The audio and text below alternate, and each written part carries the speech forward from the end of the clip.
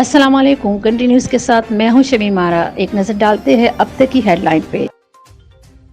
वज़ीर-ए-आज़म शहबाज शरीफ ने यूएई के सदर शेख मोहम्मद बिन जायद अल नहयान से मुलाकात की। यूएई के सदर ने पाकिस्तान के ज़िम्मे $2 अरब कर्ज की अदायगी मौखर कर दी और मजीद $1 अरब कर्ज देने का भी ऐलान किया।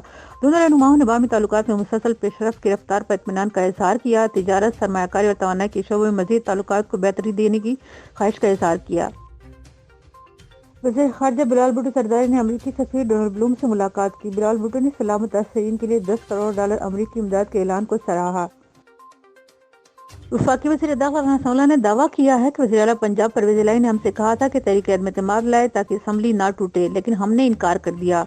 राना सांवला ने कहा कि असम्बली तोड़ने के अमल को गैर आईनी और गैर जमहूरी समझते हैं। पंजाबी असम्बली टूटेगी तो निगरान सेटअप होगा, इलेक्शन होगा तो पता चलेगा कि उनकी शोहरत कहाँ है।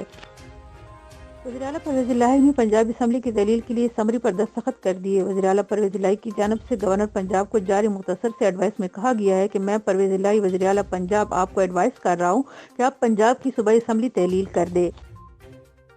पंजाबी असम्बली की तहलील के लिए वज़ीर आला पंजाब की समरी गवर्नर को मौसूल हो गई है। गवर्नर पंजाब अली उर रहमान ने कहा कि जो भी फैसला करूंगा बारी दिल से करूंगा। पंजाबी असम्बली अवाम की नुमाइंदगान का हाउस है। असम्बली को तहलील करना कोई आसान फैसला नहीं है। गवर्नर पंजाब ने मजीद कहा कि वज़ीर आला पंजाब की एडवाइस पर अमल दरामद करना नाखुशगवार लम्हा होगा।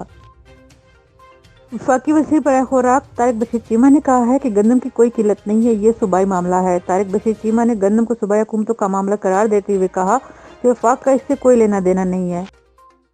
तौहीन मजहब केस में शेख रशीद और उनके भतीजे शेख राशिद शफीक बरी। अटक के जुडिशल मजिस्ट्रेट मोहम्मद आरिफ ने तौहीन मजहब केस में शेख रशीद और उनके भतीजे शेख राशिद शफीक को बरी करने का फैसला सुना दिया। शेख रशीद और शेख राशिद शफीक पर मस्जिद नबवी सल्लल्लाहु अलैहि वसल्लम में हंगामाराई करने का मुकदमा दर्ज था।